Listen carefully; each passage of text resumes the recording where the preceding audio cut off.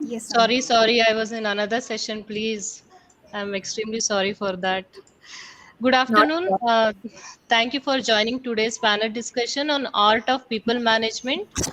In this session, the panelists will have engaging conversation with each other as well as with the audience, where everyone in the room gets the opportunity to learn from the leaders. Here is a quick introduction of the panelists. Prem Velayudan is the Senior Director, HR at VMware, with experience spanning human resources, sales, and marketing and consulting. He has held various senior positions at leading technology multinational companies such as Cisco, Philips. Enterprise lies in business leadership and talent strategies that align with key business priorities. He is part of India Leadership Council and drives business partnership with R&D global sites. He is an alumnus of Manipal Institute of Technology and also holds an MBA in GM and Marketing from TAPI Manipal Institute, Manipal. His key interest is in coaching, driving change, and wildlife. Sudha KV is Vice President Development Engineering in Infrastructure Solutions Group, Dell, since 2007. She manages the system management product portfolio for the enterprise servers. Besides product deliverables, her focus has been on organizational capability development, diversity and inclusion, innovation, and customer focus. An electronics engineer, Sudha holds a postgraduate degree from BITS Pilani and has an executive management program of IIM Bangalore. She is also a recipient of Chevening Scholarship awarded by the British government. Smitha Mave, Executive Director, Engineering, Athenahealth. Smitha is the site leader for the Clinicals Business Unit at Athenahealth, Bangalore. She has over 2 decades of experience in software development and management in various companies ranging from startups to medium and large size companies. She has extensive experience as a site leader building teams from ground up, coaching, mentoring, and leading large distributed teams consisting of engineers, engineering managers, architects, and program managers. Smita has a bachelor's degree in computer engineering and an executive MBA from IIMB. She has multiple patent disclosures and grants. Smita has won multiple awards for contribution to the era of women leadership and disability empowerment. She has program chair for Grace Hoppers India 2008, and she is conceptualized and drove Asia's biggest tech conference for women. Nalini Krishnan, who is head sourcing and competency management TCS, she is currently head for Salesforce practice in TCS within the Enterprise Application Systems Group. Strategic focus on growth initiatives across locations, sourcing strategy, talent transformation initiatives, etc. are some of leader with more than 22 years of experience in industry. She is also speaker in GSC India and IEEE International Leadership Conference. PM Power Consulting, Parity Consulting, and Salesforce Dev Talkies. We have Preethi here, who is moderator for the session. Without further ado, let's start the session. Hi Preethi, handing over the session to you. thank you, Amulya, for the warm welcome. I'm Preethi here, who will be moderating this Art of People Management session, and it's my privilege to speak with these industry leaders who are making difference in that industry. If many of us have argued management really is an art, if leadership entitles more than analytical and statistical skills, it would make sense for business to look at creative and performing arts to learn something about their own endeavors. Just an artist needs to master their craft. Managers and leaders need to perfect their skills in dealing with people and expressing themselves verbally. Just as artists need vision and passion to realize them, leaders need imagination to redesign their organization. Just as masters communicate their vision, great leaders inspire those who work for them. Today, we have such role models along with us with this esteemed panelist who will be discussing along with me the art of people management and sharing their experiences with us.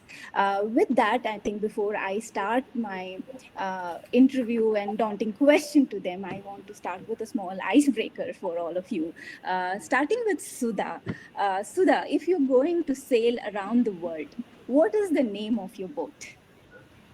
Well, I should call it something else, but I prefer calling it Star Trek. You remember the tagline, if you're as old as me, as where no man has gone before. Let me convert it to no woman has gone before kinds. So Star Trek would be the name. Oh, that's wonderful. I'm a big fan of Star Trek for sure. Uh, Smitha, how about you? Yeah, Preeti, this question actually made me think. So I guess I would call it free will.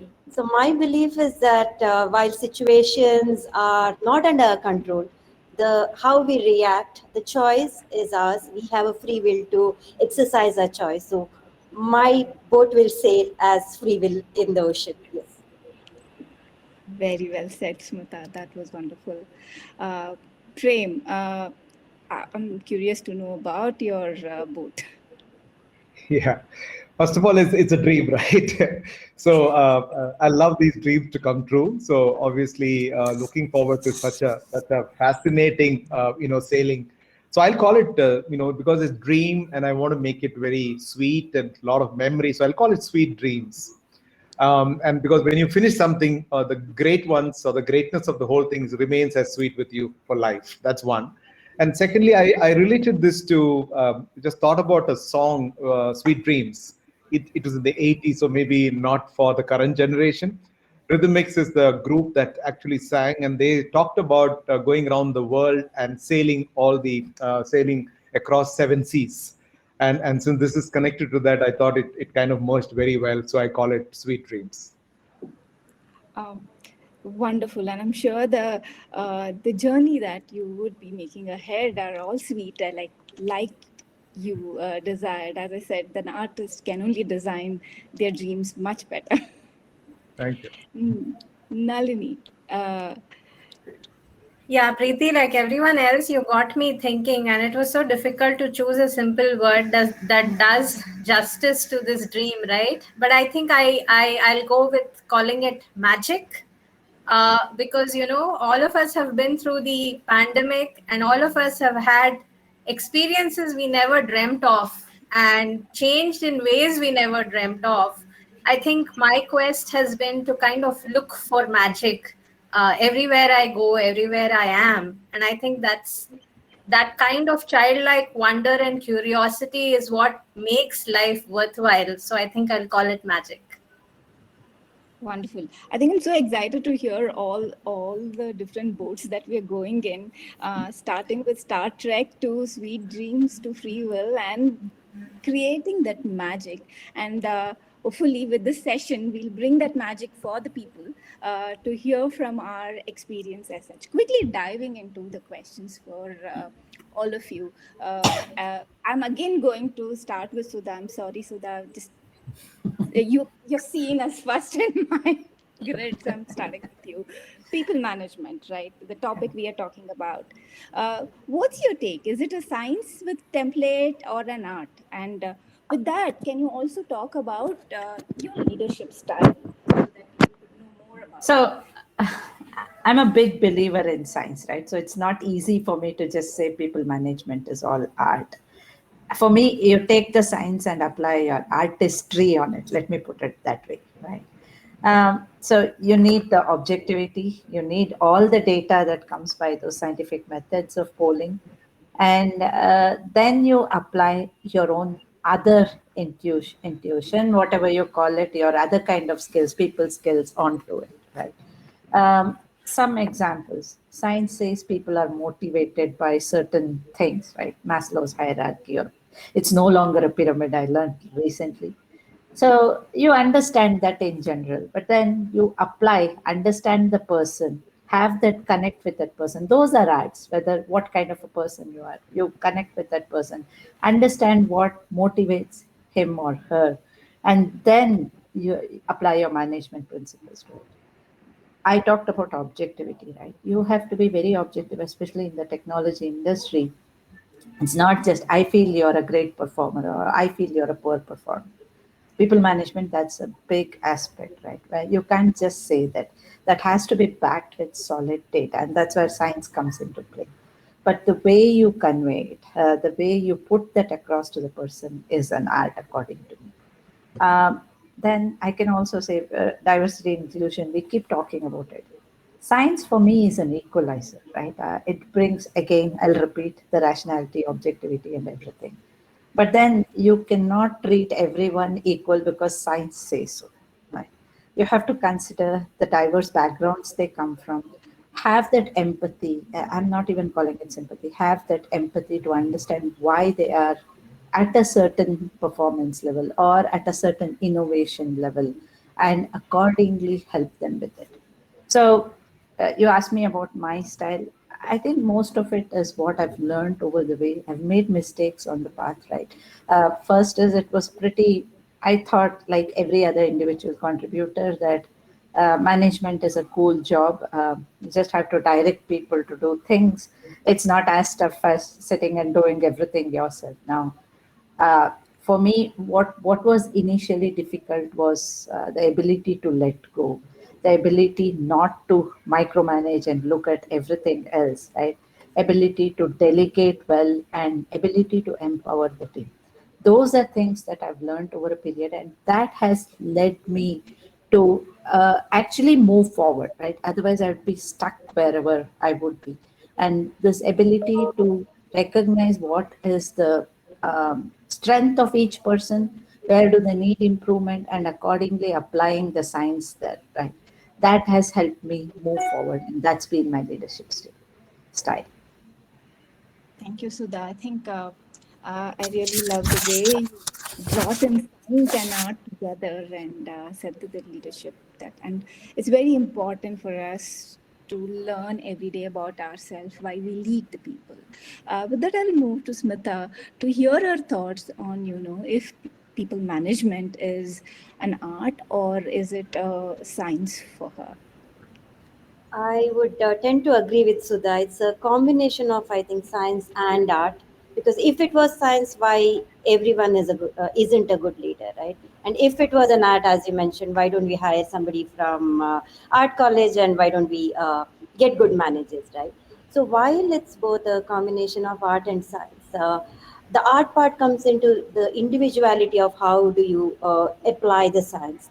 So coming to my style, so I look at, I would say that it is more of a situational leadership, because the science tells me that when there is a difficult situation, what are the tools, techniques, data, there's a lot of data I can pour around and get insights.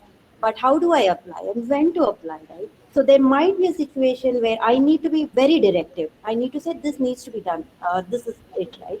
There might be a situation where I may have to take a step back and let the second level of leadership them drive the conversation, and them knowing that okay, I'm there to support. If need be, I would be there, right? Sometimes I might have to get into the details and lead from the front, just jump there and do the work, right? So that understanding comes from experience and to some extent intuition. What should I do now? Should I tell them what to do, or should I let them do the work, right? So that's where I think a lot of experience, intuition, and art, and your individuality, your style. So I think none of these styles are right or wrong. As long as it's effective, successful, gets the result. I think in its own way, every leader who is successful has their own style, and that's what the individuality person brings to the mix. Thank you, Smitha. I think, I think all of us come in, and as you rightly said, as leaders, it is not always that you are directive or you are not directive, or you don't get your hands dirty. With that, Nalini, what's the balance? Now, I'm going to just twist that question and essentially ask you, what's the balance between the science and art, and that you bring in your leadership? Preethi, see, I think the trouble with deciding one or the other is it limits us. It limits us and gets into stereotypes of saying because I'm choosing one, the other, that is the right one and the other is wrong. Whereas I would say that, whether it's management or leadership, it's really the art of right decision making, right scientific decision making, right? That's where you strike a balance between, do you want to wear the management hat or do you want to wear the leadership hat? And I think it's really not about saying one is better than the other. It's constantly asking yourself, like Smitha said, like Sudha said, challenging yourself and asking, why should it be this and why not that? And then going with a decision which you think is situational. Because, for me, the role I play and my career journey, management has been more about order, about process, about efficiencies, about limiting deviations so that we can be very efficient towards meeting the objectives, the outcomes, and the goals. Whereas leadership is essentially about everything else that's around the job getting done well. It is things that are typically invisible. It's about creating energies where, Sudha said that science tells you not to treat people equal, because it's not, equality is not always the right measure. It's about equity today. It's about creating an environment as a leader where people can look beyond their own boundaries and bring their whole selves to work.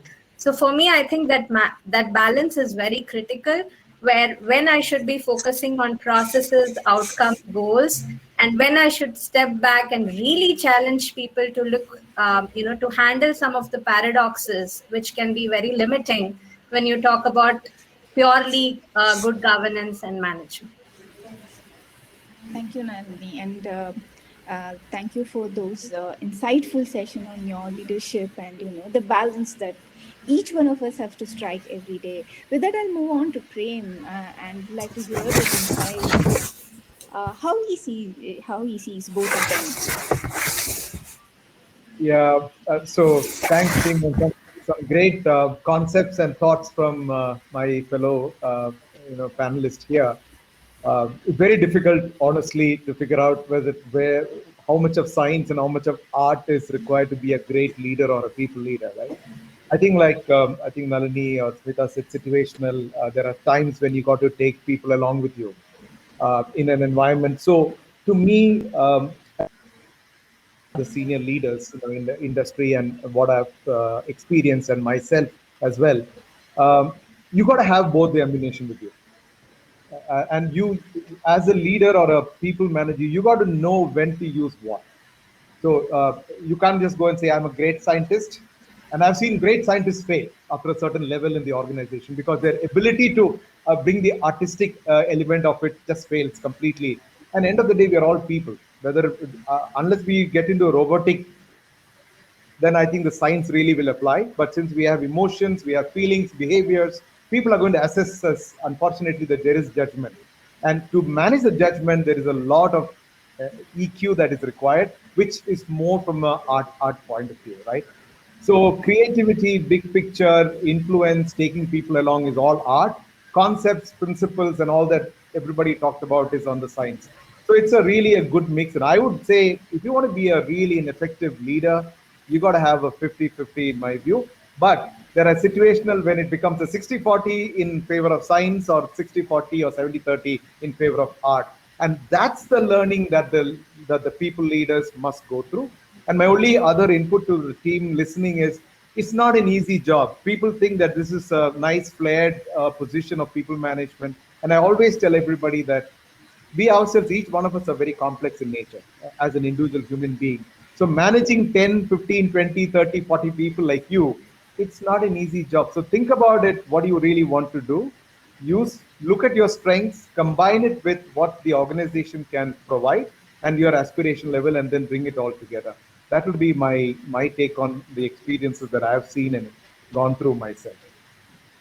Thank you, Prem. And I think it's, if I hear all the panelists, there was a striking balance between the science and art. And Prem, like you said, it's not always 50-50. It can be 50-50. It depends on the situation. And it also depends on what we need to bring together to empower the people, like what Sudha and Smitha called it out as well. Nalini, while you were also speaking, you were talking about leadership and management, right? And as you bring in different situation, you will need to know which hat you have to wear it. With that, I move on to you listen to your thought. What is the distinction between this leadership and management, and how you as a leader apply this in your life today? Yeah, Preeti, I think depending on the situation, again, the definition of managing and leading differs. For example, right, in a day to day tactical job, if there are things that need to get done, then you typically sort of manage it with a proper process. You manage it with some supervisions, with some advice, and try to minimize the deviation, try to utilize people's skills right. So you can do things faster, better, right? That typically is when you would probably put on the management hat and make sure that you're taking calculated risks, you're having a mitigation plan, you're putting the right people at the job. And if I were to give you a slightly humorous analogy, all that is fine, but when things go wrong, right, that's when I think the differentiator comes in, because you're not from a pure management or a pure science perspective, when things go wrong is when you tend to blame something, right? Something did not work, someone did not work, and therefore, we are in a situation that's not favorable, right? And I think that is a good situation for you to look at people who are displaying leadership skills. And it's really not a title or an authority. Anybody can come in and be a leader in a situation like that. And those are the situations where leadership becomes everything about change. How are you handling change? How are you handling ambiguity? How are you handling failure? Instead of saying, you know, why did this fail? You as a leader are like, what just happened here? Right? You're looking at a situation very objectively, like Sudha said, that something has happened without tainting it with judgment, saying this is wrong, this is bad, this is a failure, it should not have been this way. You're looking at a dynamic and you're objectivizing it, and you're saying, look, something didn't go as planned. Now, as a leader, you tend to think about one. I would say, as a manager, you would tend to think at how do I avoid this situation? How do I get past this and reach my goal? But as a leader, I get intrigued about, I've learned something new today. How can I create something new which doesn't exist today with my learning? How can I impart that with my team so that all of us walk away with a complete different perspective and just looking at the situation? I think these are the decisions in daily life which help us kind of step back and take a very non judgmental and a very coach like view about things. Because what you're essentially doing as a leader there is you're allowing for failure, you're allowing for people to not get very, touchy and get very attached to the results. And you're creating a new energy that where people feel comfortable to come up with creative ideas and break those boundaries of what typically a good management process looks like. Thank you, Nalini. I think you brought in very important points, right? Like while we are leading the space, there is a lot of ambiguity. There is a lot of challenges that we face, and most of the time, one of the things that we don't think about is the failures while managing so many people. Uh, while as you said, the situation changes every time, and I think all of us are in this pandemic situation that we are in, and a lot of definition and a lot of situation got redefined for all of us as a leader, right? And I would with that thought and process, I would like to hear from Prem, how and where does this people aspect came in for you, especially while managing during this pandemic, right? Because it's something that we all never imagined, that the whole team, the whole company can work from home actually changed. And these are, I don't know if I have to call this is a good situation, bad situation, but I think all of us flourished with the way it is, at least in the industry.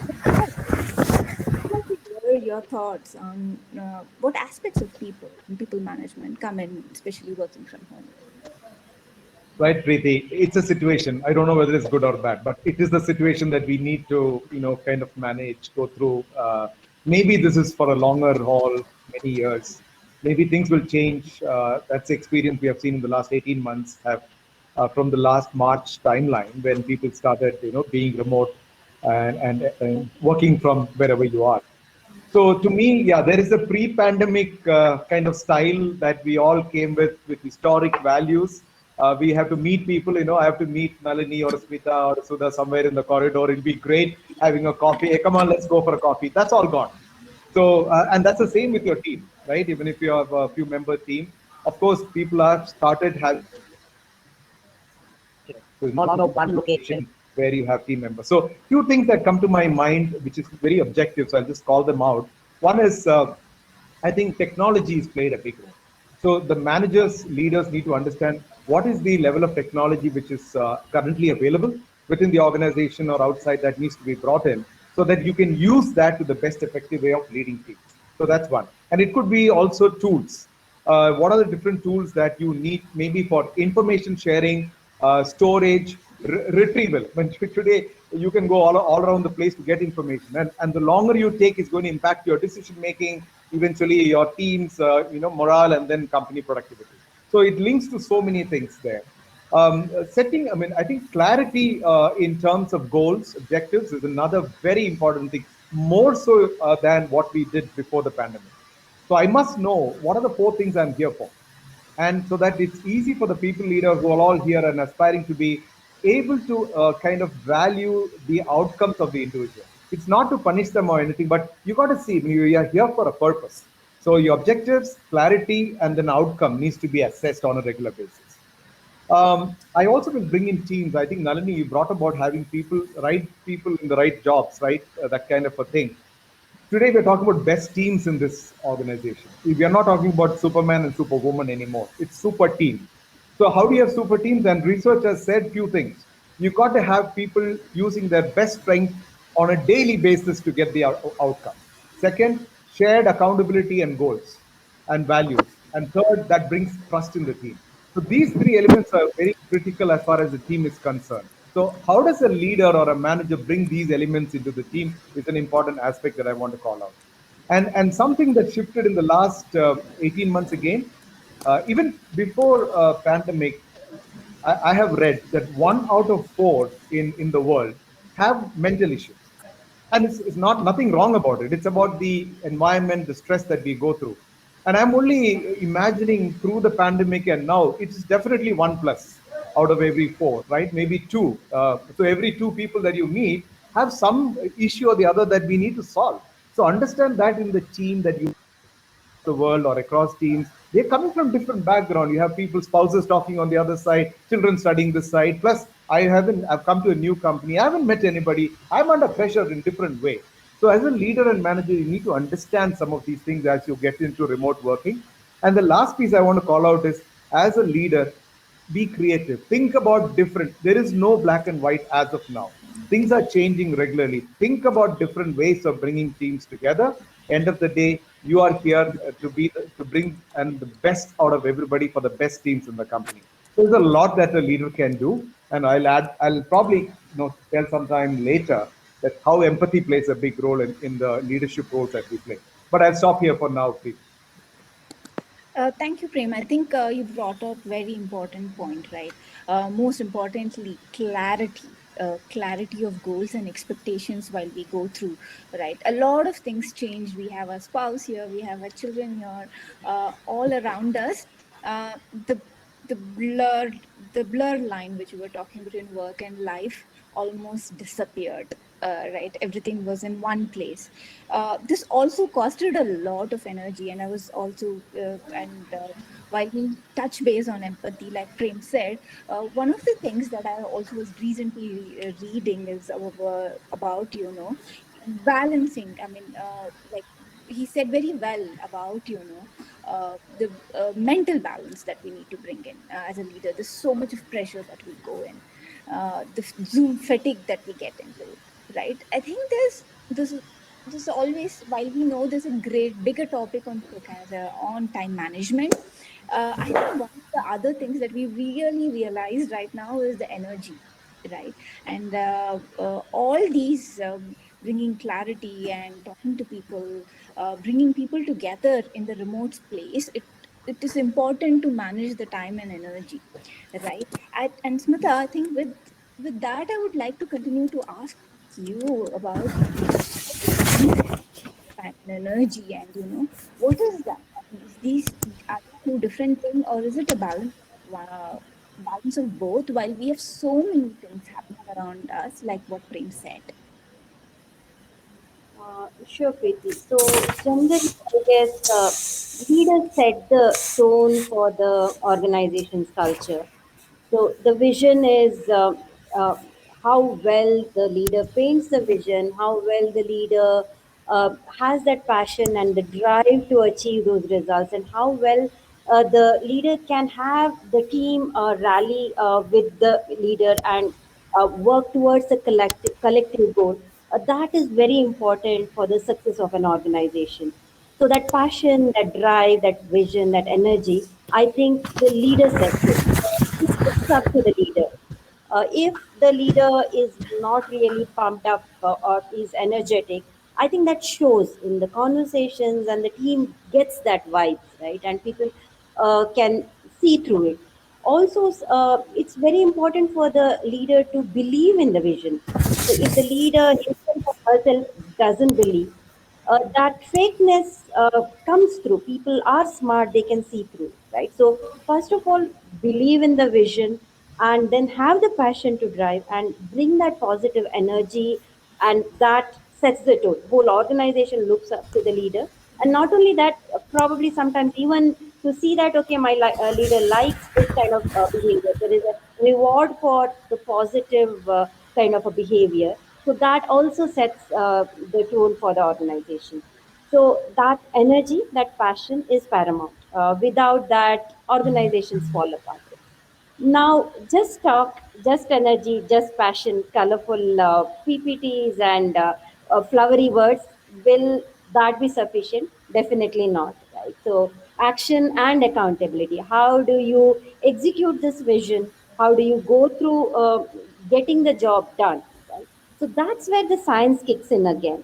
That's where our project management skills, like as we spoke in previous sections as well, there are enough tools, there's data, there are like frameworks, and there are various ways of doing things and driving the efficiency, looking at metrics, and setting the goals, OKRs, and driving through it. All of that is also important. So time management is one aspect of the project management or the execution, right? So I think there is a need for good balance. Now that it's pandemic time, I think that's where the energy quotient has to be up a bit, because you don't see each other, as like Prem mentioned, as we all spoke, and sometimes these video calls or audio calls, right? There is a chance for it to become monotonous, and people might start losing interest or passion, etc. Right? So that's where I think it becomes difficult for the leaders having a very large team. For example, like my group, we have around 120 folks all over India. So right from like southernmost tip to the northeast to northern tip, right? So one thing probably like that we try to do is, I think most of the teams do, fun Fridays, and a lot of those events, non-work related conversations, etc. So that helps to keep up the energy. But again, the intent, the honesty is important.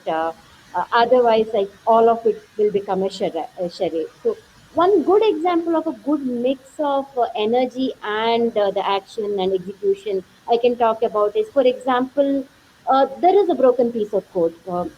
Since we all come from software background, let me talk about a very buggy piece of module in your software, right? So that needs to be fixed.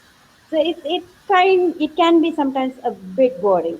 So probably organize a hackathon, talk about what is the value that will bring by fixing this, and so bring up that energy. So well, everybody gets together, has some fun, does some a hackathon. At the end of the day, the bugs got fixed, and you see the results, right? So I think as leaders, we are forced to think of being more innovative, more creative, how to engage the team, how to keep up the energy quotient. All the games, fun Fridays, bring your pet, bring your family member, and like virtual offsites and antaksharis and whatnot. Right? So I guess it's a good mix, but energy at this time of pandemic is very important, and we all, I think, have to work towards keeping up that energy. Uh, that's my take on the energy plus the time management, Preeti. Thank you, Smitha. I think you brought in a quite important point about, bringing people together. It's just not work always. It's a lot of other aspects that you should include. Then during these time, right, having communication, having clarity of thoughts and all of that comes into picture, right? There is always a huge set of challenges we feel. And you also answered one of the questions that was going on in the chat about water cooler talk, while Nalini and Prem answered, given a lot of tips on how to manage that with the team, and you did bring in some fun-filled activity that we could actually manage. With that, I think uh, I think all three of you brought up a very important point, right? Whether is it's pandemic, pre-pandemic, post-pandemic, I think we are always together working so that we can bring the best in the people for the business, and being creative as a leader, right? But with all these, whether we have clarity of thoughts, there is always a something called as failures that we always face. I think Nalini touched about it as well. With that, Sudha, I think I would like to hear, especially what how do you handle, or how do anyone as a leader handle failure, especially during innovation, while the challenges during pandemics are even more higher as we go. First we thought first wave is gone, second wave, and we're still thinking when is the third wave coming. And we are always striving to bring people together at this point of time when there's so much. How do we manage innovation, how do we manage failures for this innovation as a leader, and how do we bring people together? It's a good question, and as you said, especially during the pandemic, etc. Right? So anything associated failure, there is an element of risk that you always take. So risk taking also comes into picture. One of the good things about pandemic is that I have developed a new habit of listening to a lot of podcasts. And yesterday I was listening to one on status of Indian sport, right? And there was an interesting anecdote that came up. Right? All of us from India have seen a number of junior tennis champions, right? We've almost gone to Wimbledon at the under 16, some finalists, some medals in some of the other places also. So there was this theory behind it, right? The Indian sports academies tend to play it safe.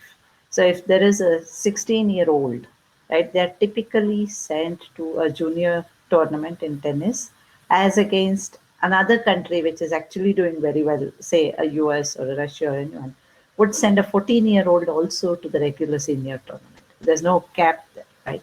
Why would they do that? They would ultimately lose. Right? We don't see many 13-year-olds, 14-year-olds winning championships.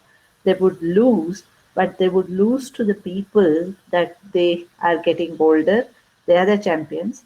These are gathering experience in the process. So there is that lesson in failure. You need that experience. If you're always successful, how many of the Indian junior, yes, of course, they have been successful in land affairs, and some of them have been successful in the doubles, but we haven't seen them being successful in individual championships, right? Have they got that kind of experience playing year after year, tournament after tournament? That for me was a light bulb moment on what we do during risk taking. It's always betting on something that is very, very certain to win and then investing. That's how technology innovations or projects are. You take an idea, the first thing you're asked is the business impact. How much revenue would this bring? And if it doesn't, it gets scrapped immediately. Yes, we'll take lessons and move forward, but are we giving that failure experience to people? Hmm? Another example, because sports are the flavor of this month and last month with India doing well, right? Um, Many of the Indian players, athletes, go to every tournament, right? They go to Commonwealth Games, they go to World Championships, they go to Asian Games. Now, right after Olympics, after hearing that, I started reading the paper and reading about some World Championships. You don't find many of the others participating.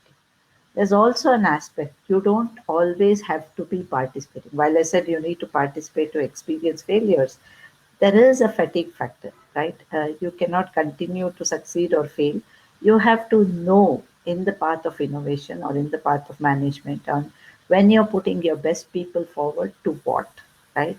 And then when are you pulling them back and saying, hey, rest, let's look at someone else. So those are very important factors when how do you handle failures? Resting the people, giving them enough breaks, giving them enough time to think through, not always putting them in an adrenaline pumping, high visibility or high stakes project. Those are some of the things that I can think of. The third aspect, right, in terms of how do you handle failure? This anecdote everybody knows, which Kalam used to say, our beloved ex-president Kalam, on Satish Dhawan, right, when ISRO failed the satellite, some of the things, Satish Dhawan stood in front of the press to get literally devoured by the questions. He did not bring Kalam forward, who was the project director. But when they were successful, he brought Kalam forward. That's a huge lesson on uh, giving the credit where it's due and for a good leader to cushion the team from the impact of the failures. I agree completely. But there's one other aspect I wanted to bring. You completely give a cushion and say, hey, everything was good. There were extraneous factors. You couldn't do anything more to fail. No, there is another part of that conversation. I'm sure Dr. Satish Dhawan, who's such a great leader, would have done that. He might have taken Dr. Kalam and the team aside and given them a heart to heart talk of what they could have done better, right? That's very, very important. We only hear the first part of the story, how a leader cushioned the team. But during failures in innovation, it is also important to take them aside, may not be in a public forum, but make sure they know what did not work. Many times you see leaders giving the dressing down in public, especially some of the politicians you see doing that, but internally not doing anything, right? You hear in newspapers of politicians giving the dressing down to bureaucrats in public. That doesn't work that way. You have to do it the other way. Let me talk about what you learn from failures in innovation. Two examples. Again, going back to my older self, right? Napster.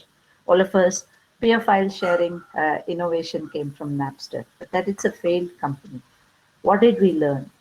We today, when we've moved far ahead of compact discs and DVDs and everything and digital sharing of music, Napster enabled it. That's one thing everybody learned from Napster's failure. I'm sure leaders looked at not just their failures but others. Other one, Alta Vista, right? The browser, the search function. Google learned a lot from it. Today we cannot think of living without the search engines, but Alta Vista failed. So, some of the things that one needs as a leader to look back on failures and how to handle it, especially I'll apply to technology and product. Are we ahead of time? Right? Is the time for that innovation right? That's very important. You have to gauge the market. Many of us engineers have this uh, fetish for bleeding edge technologies and want to use the latest and greatest.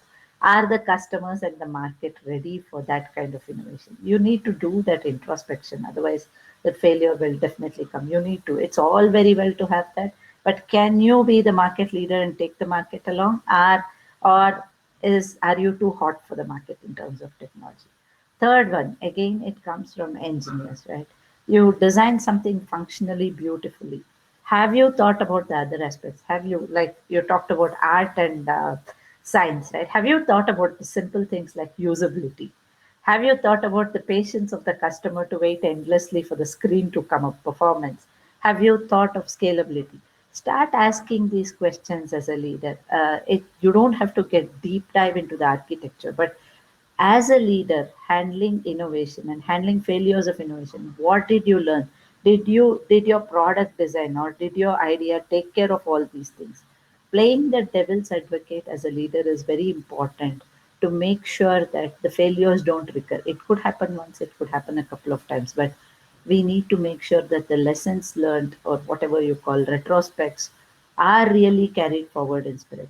But at the same time, as I mentioned before, the medals in Olympics or the Wimbledon examples, risk taking, encouraging risk taking. Don't say, hey, I know this will not fly, so let's not do it.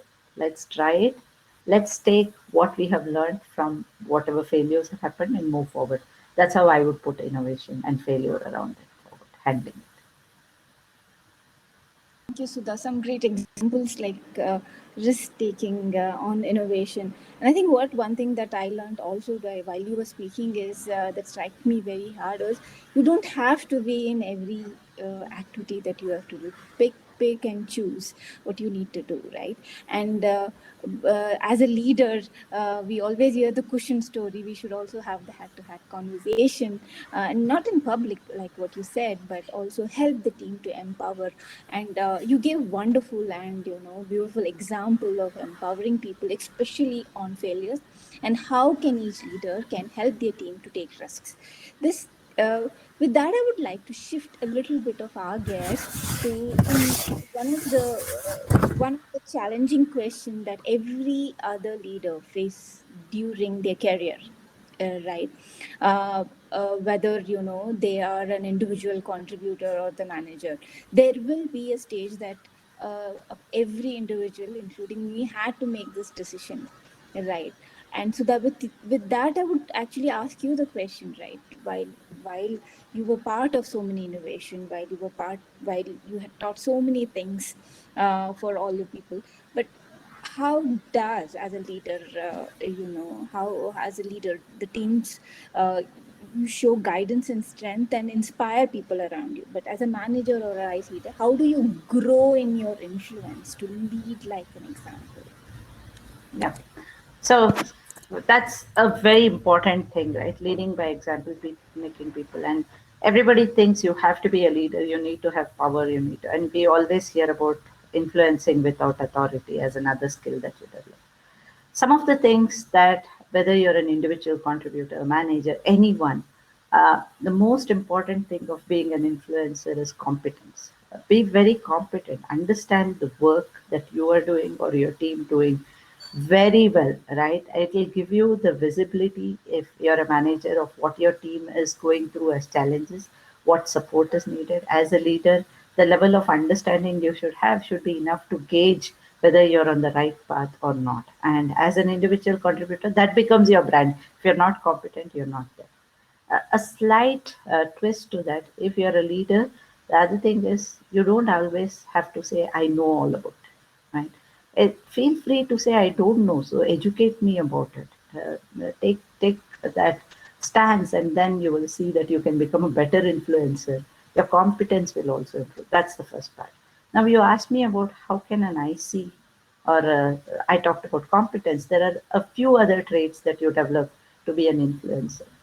Owning the problem, right, and working with the team for the solution. It's always the trend is it's someone else's problem. It's very important to own a problem, take the leadership, and move forward in solving that problem. That way, you become a trusted advisor for your leader. That paves your path to success, whichever path you're taking. You become your leader will always consult you for, hey, is this the right path to take technically? What are you hearing?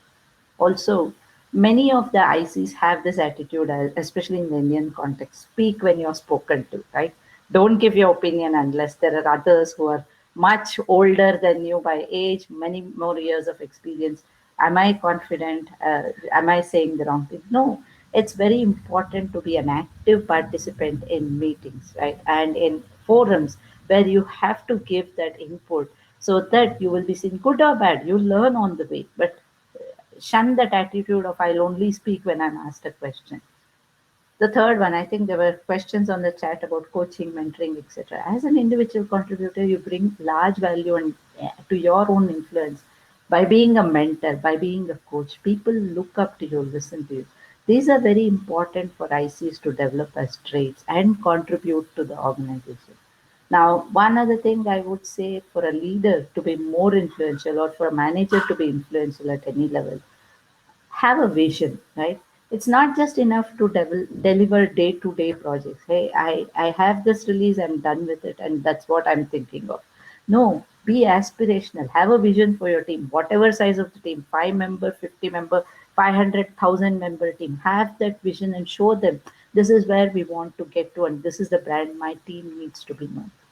And lastly, I would say be vulnerable. Open about your own struggles. Talk about what you went through so that people will learn from you and don't have to repeat the whole cycle again. So, those are some of the things by which you can not just be an influencer without authority, but even as a manager slash leader, you continuously improve your ability to influence and lead.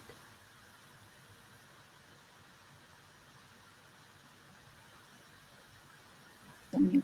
Thank you, Sudha. I think you actually brought a very important point, right? As a leader, be a mentor or a coach, and it doesn't require a title for you to be a mentor and a coach. And one of the important aspects that we always see, we don't speak up. Speak up. There is always an opportunity that gets created for you. With that, I think will move on to Smitha actually to hear your thoughts about like individual contributor and manager, they do play a great role in both mentoring and coaching, and that's what I derived from the conversation, right? So what is your take, in terms of understanding how do I choose to be an IC or a people manager, right? How do I make that choice? And but from what we heard from Sudha, Nalini, and Prem, we also heard that as a leader doesn't go with the title, but this word title still sticks with us, right? How much ever we want to remove it out of our head, it's not easy. But how do we make that choice as we move? Because I think all of us in this panel went through making that choice for us. Sure, Preeti. I think this is something most of us face in our early career, and most ask question whether I should be an IC or should I become a manager, right? So, for any career decision for that matter, I believe self-awareness is important. Knowing our strengths, what are our skill sets, and then what are our aspirations, where we would like to be, and then assessing what is a gap, right? Whether we do have that skill, if we don't, how do we acquire that skill, and then preparing ourselves for a role. So now I don't even know whether I'm a good manager or not. Then one suggestion I would have is to take up stretch assignments, probably acting manager, or take up a small team, be a scrum master. This is mostly from the engineering world, but even in other words, take up a responsibility where you may have to do a bit of management, and that would give a flavor, and that would probably that would help the person to understand whether that's something they enjoy or not. So the other aspect is to also to know that once you figured out, okay, I want to be a manager, or whether I like it or not. So making sure that both, one is having the skill can be acquired, the other one is having the passion for that. Does that excite me in the morning to get up from the bed and go to office, or now log into the computer, right? I can't say go to office now. So that's very important. So self-awareness plays an important role, and also those interests can change, vary, right? Today I thought I would be an individual contributor, but I want to try out being a manager. So there's an always option.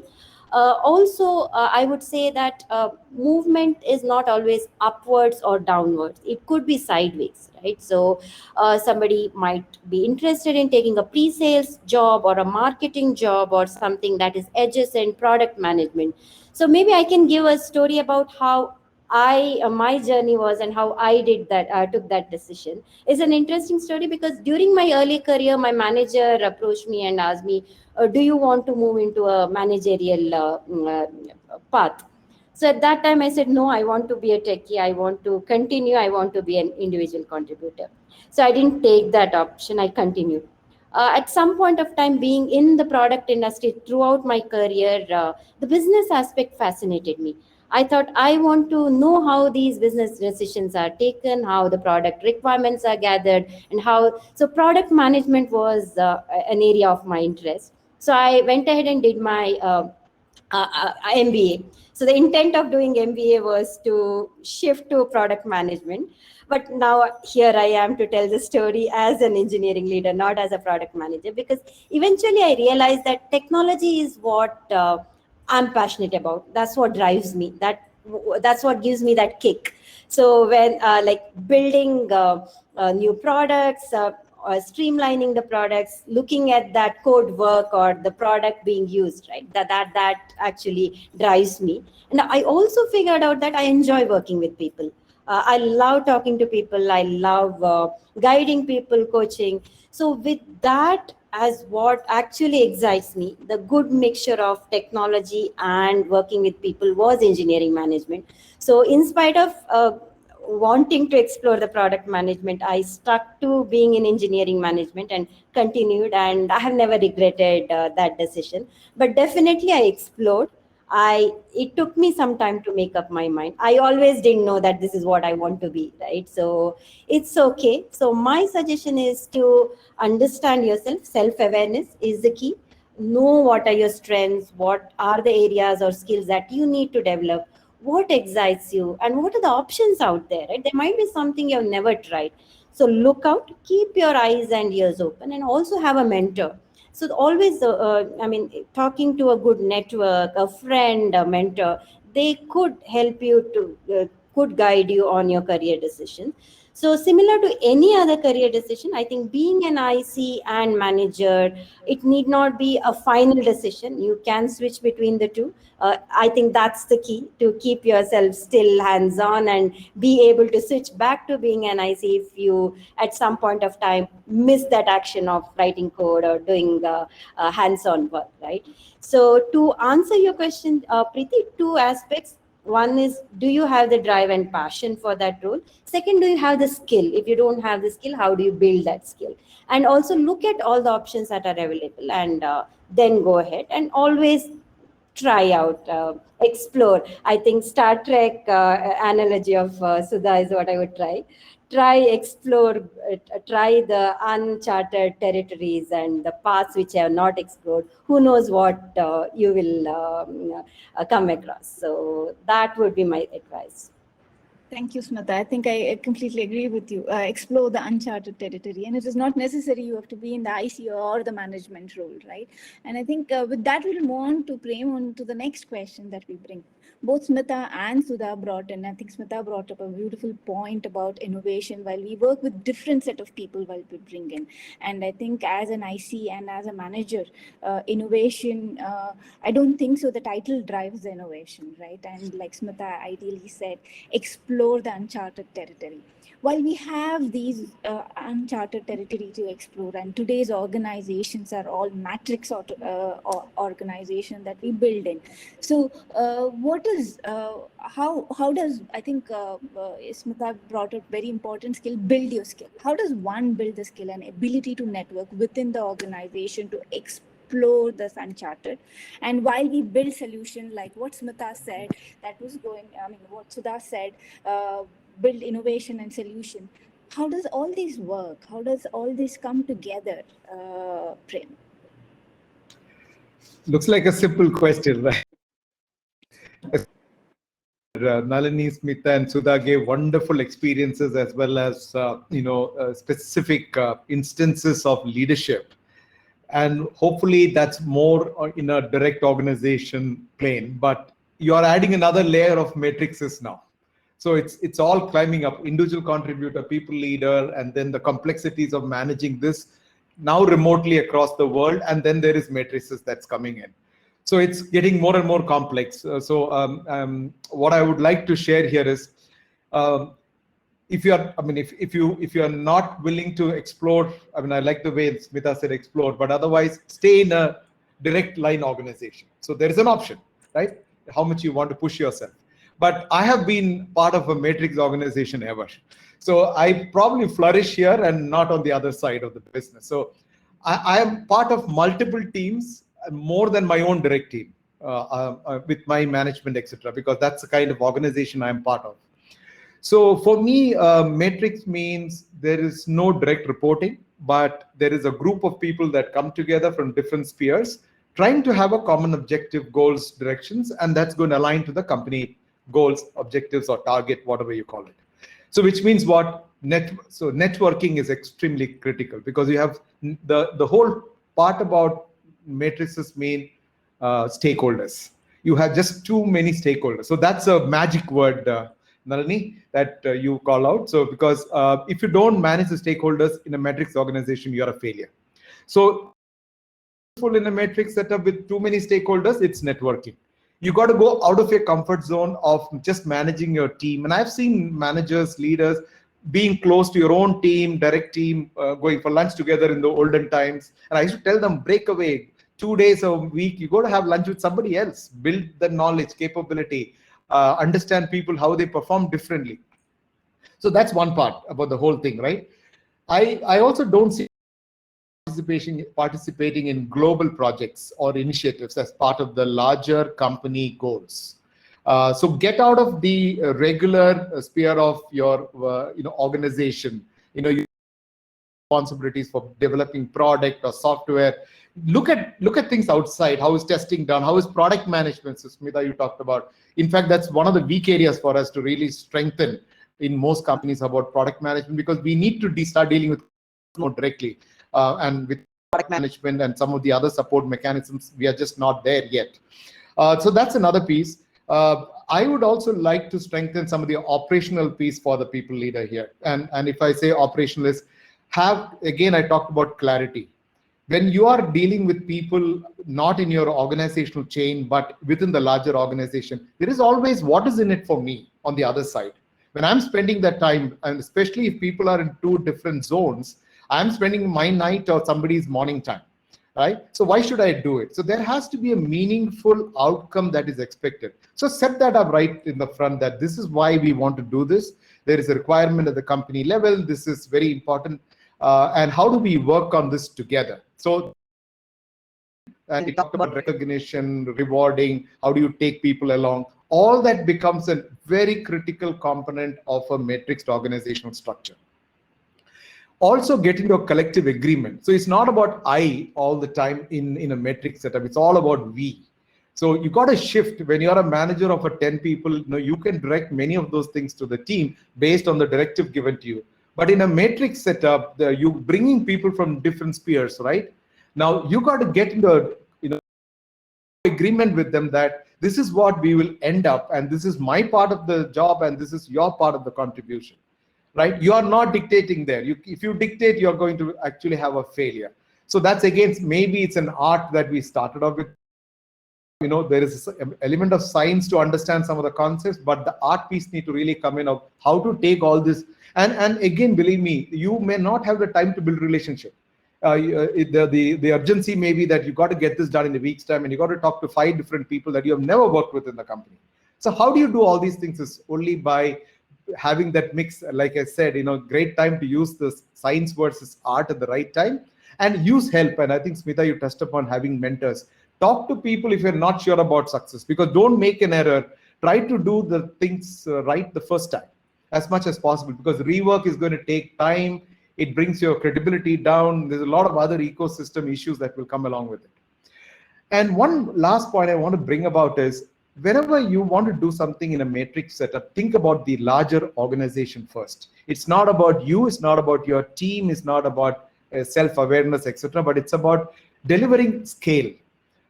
You can influence. So when I talk about influencing in a larger organization, you can influence only through letting people know that what I'm going to build here is going to benefit you, benefit some other teams, and the larger company, irrespective of where you are. You could be sitting in India, but you could deliver something, build something here for the company globally.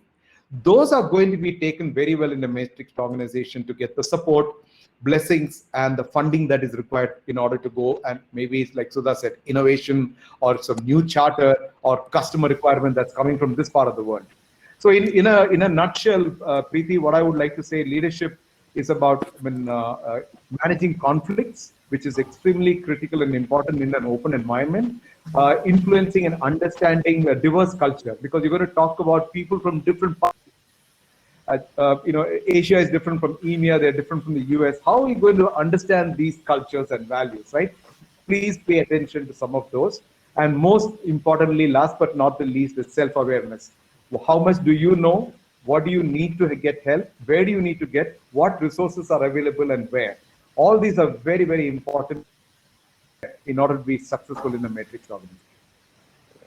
Thank you, Prem. I think you brought in very important points on the to be successful in the metrics requirement. As we are running out of time, I would like to take one few questions from the audience. And Nalini, I'm going to combine all these questions from the audience and put it into one question for you. So bear with me on that. So I think while Prem was speaking about how to work with matrix organization, there was one very interesting question about the mid-level manager being sandwiched. And also, while Smitha spoke about have mentor, there's maybe another good question about sponsorship within your organization to explore the uncharted territory. So Nalini, I mean, if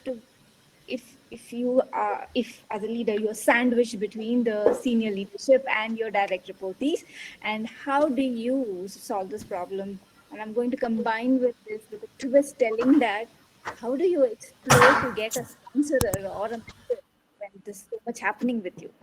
Yeah, I wish there was like a one size fits all and one answer that everybody can just kind of repeat and get success.